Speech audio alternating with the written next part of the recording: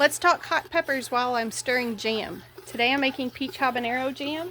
I have a lot of folks that will come to our table and ask for example, if they ask for peach jalapeno, I'll say, oh, I don't have any of that, but I have the peach habanero.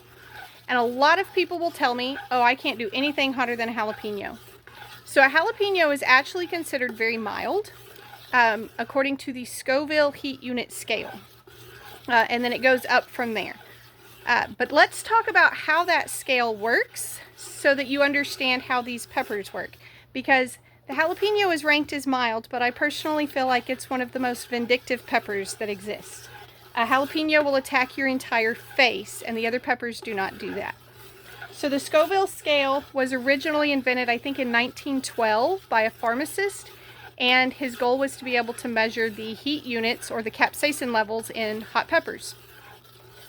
So what he did was he put together like a panel of trained taste testers, and these folks would try peppers of different heats, and the goal is to dilute the pepper, or pepper extract, so like you'd cook the pepper down some, pepper extract, to dilute it with sugar until you could no longer detect the heat. So for example, a bell pepper has no heat. But a Carolina Reaper pepper is like 2.2 million on the Scoville units. It's a super hot pepper. So how this worked is the trained tasters would dilute the pepper extract and taste it.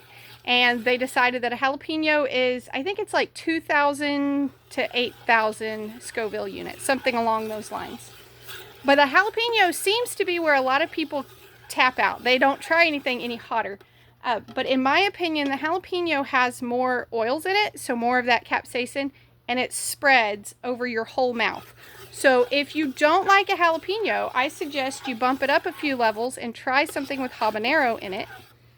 And our jam is a great way to do that because the whole idea behind the Scoville units is that you dilute it with sugar. And so when I add a bunch of sugar, it tames down the peppers.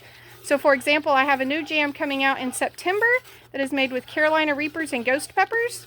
And even though those are extremely hot peppers, the jam is really not that bad because it's got sugar in it. Now it's hot. You're going to know you ate something hot. It's not mild. But it's not that bad because of all the sugars in it. So if you've always been afraid to try spicy stuff because you think you don't like jalapenos and so you don't like spicy, try a few of our jams. The sugar has diluted the heat some, and you probably won't taste the jalapeno like you normally do, and I think you'll enjoy it.